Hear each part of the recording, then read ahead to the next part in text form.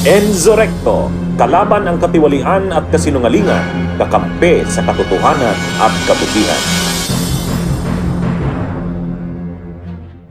May mainit ngayon na banat itong si De Lima kay Duterte na siguradong manggagalaiti na naman ang mga DDS sa pahayag ni De Lima. Ayon po kasi sa post ni De Lima sa X, Mr. Duterte, ano pakiramdam mo ngayon na ginagamit ka ng mga preso bilang mga testigo laban sa iyo? Katulad ng ginawa mo sa akin noon. Karma ba yan o pangungutya ng tadhana? Para naman kay dating Senadora Laila De Lima na nakulong dahil sa iligal na droga sa Administrasyong Duterte na pawang mga preso rin ang mga tumestigo noon laban sa kanya, tila karma raw ang nangyayari ngayon sa dating Pangulo. Yan po mga kabunyog ang kanyang komento dito sa mga nagtistigong mga preso laban kay Duterte. Ngayon, bakit po niya ito binanggit? Dahil kung matatandaan po natin, noong panahon na inuusig si De Lima sa salang hindi naman niya ginawa, ginamit ni Duterte ang kanyang impluensya at kapangyarihan bilang Pangulo para baliktarin at buktutin ang batas, gumamit siya ng mga preso na kanyang tinakot at pinagbantaan para idiin at magsalita laban kay De Lima. Halina't, balikan natin ang mga presong ginamit ni Duterte noon para akusahan si De Lima.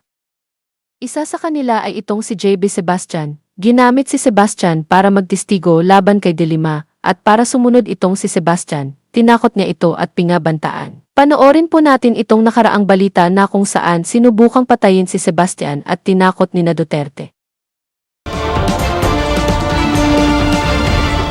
Patay ang isa sa mga big-time inmates sa Bilibid na si Tony Co.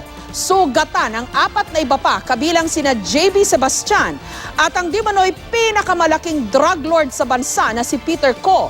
matapos magkagulo sa Building 14 ng New Bilibid Prison kaninang umaga. Tinawag na riot ang nangyari nung una pero may 2 bersyon ngayon ang istorya.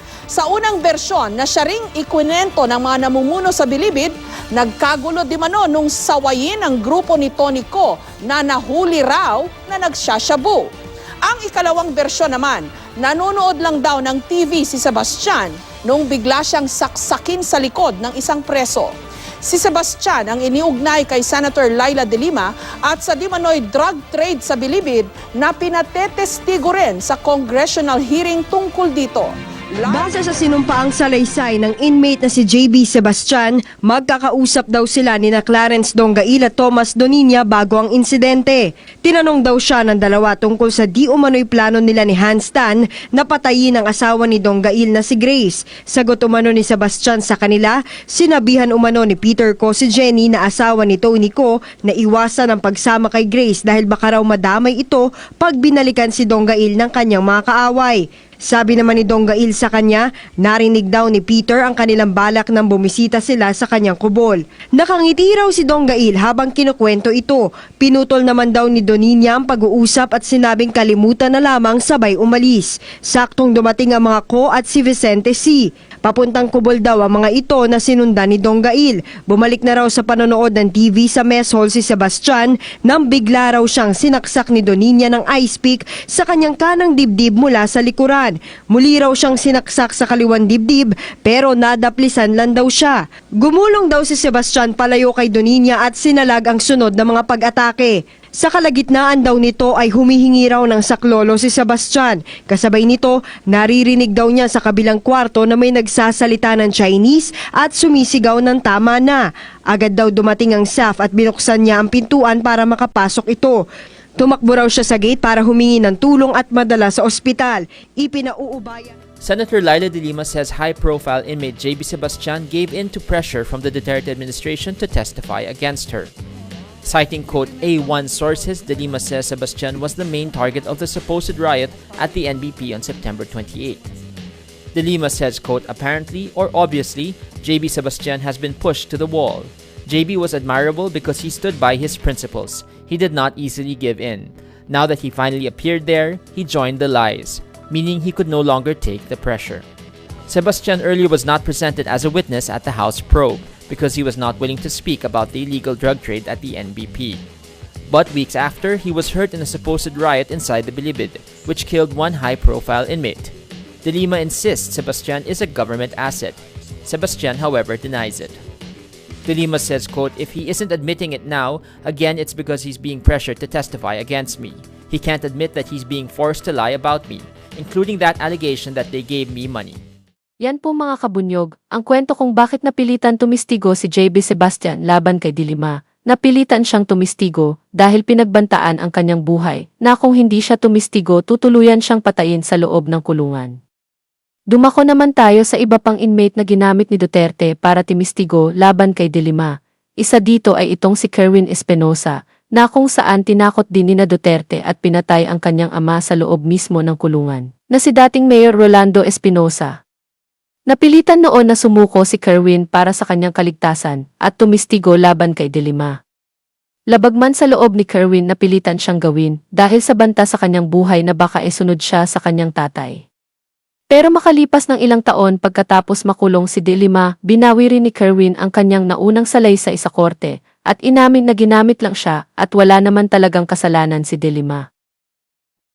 Self-confessed drug lord Kerwin Espinosa was touted as one of the government's strongest witnesses against now-detained Senator Laila de Lima. Arrested in Abu Dhabi to much fanfare, he testified in the Senate in November and December 2016 about his supposed exploits with the senator, how he supposedly gave a total of 8 million pesos in drug payoffs to de Lima when she was still Justice Secretary through her bodyguard, Ronnie Dayan. More than 5 years later, Espinosa is taking back all his claims. In a counter-affidavit submitted to the Justice Department Thursday, Espinosa said all of his statements against de Lima during the Senate hearing or included in his sworn statements are not true.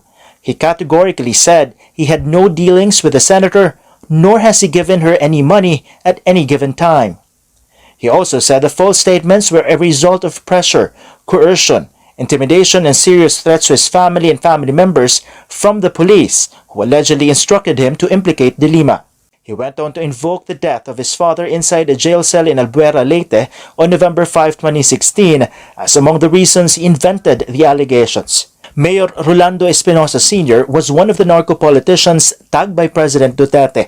He was shot dead, supposedly during a service of search warrant. For all his allegations, Espinosa apologized to de Lima.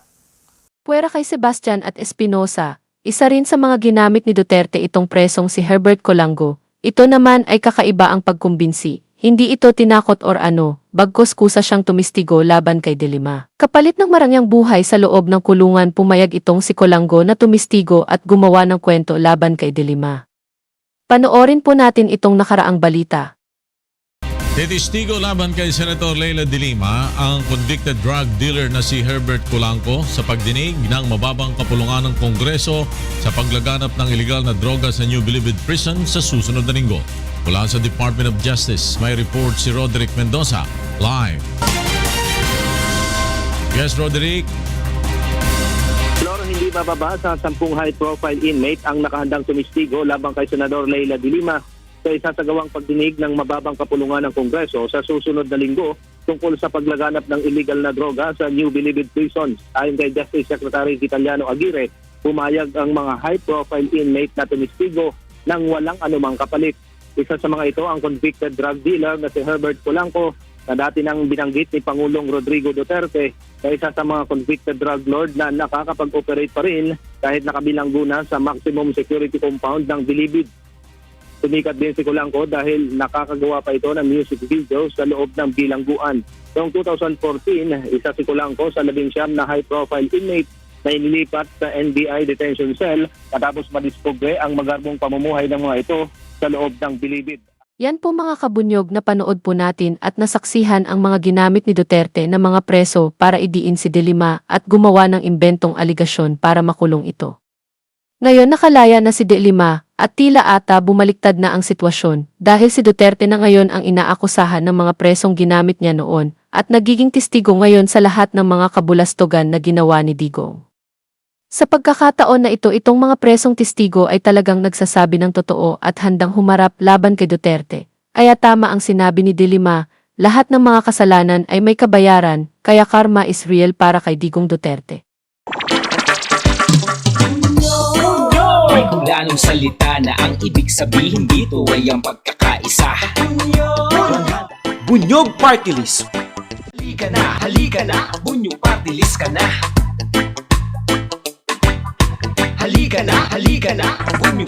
mag-choice ka na. Sa susunod, ang atinang suportahan, Bunyog Party List, nagtataguyod ng katotohanan, lumalaban para sa bayan.